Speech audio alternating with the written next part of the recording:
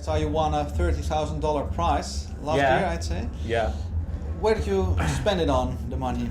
Well, we just moved to London, so we actually just gave it to ourselves as like spending money because we were all so poor. As a little present, little bonus. It was nice. It was really nice. It was actually the first time we've ever really been paid being in a band. Yeah. Was it an expensive transfer to go to London? Expensive. I mean, with the whole new the relocation. I guess the relocation, like the tickets are expensive and everything, but once you get there, like Sydney's really, where we're from, is really expensive as well. It's kind of equivalent, actually. Yeah. We're paying similar amounts. But we brought all our partners over as well, and they have to pay quite a bit. And how is it now? Does it feel like home? How long have you been living there now? Is it about Since a year? April. Since April, oh, so Yeah. it's even... And it kind of does feel, well, it's not that it doesn't feel like home. It feels like we don't have a home, sort of. Like we went back to Australia recently, and it wasn't really like coming back home because we're just always on the road now that we're international, global citizens. Well, yeah, just global, international. Yeah. But how many nights would you say since April have you spent sleeping in London then? Oh, quite a lot. Like we've had a couple of times where we've been there for like a couple of weeks, and that's really nice. And then we've got 2 weeks off soon, don't we? Yeah, next week.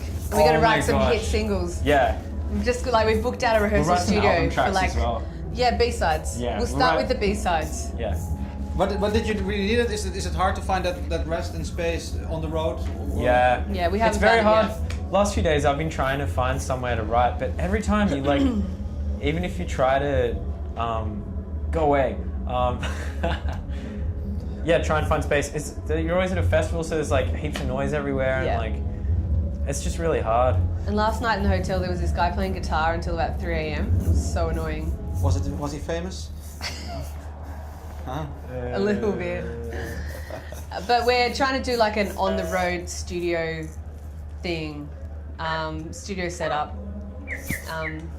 Okay. So hopefully that works. Yeah, because that maybe I assume the whole touring internationally and playing big festivals is quite relatively new for you. Do you already see that at some point that you have to save some reserves energy-wise, maybe for how long you can do this, or do you now? I feel fine doing it. The main thing is having time to write some new songs. That's not, physically we're in peak form and just capable of anything at the moment. But creatively we're getting into a dark space where we're not able to write because we don't have the time. So we've just got to chill out and have some time off, which is happening next week.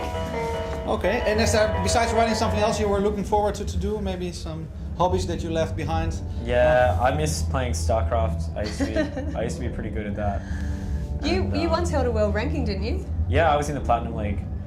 But now Hello, ladies. Now I'm gone.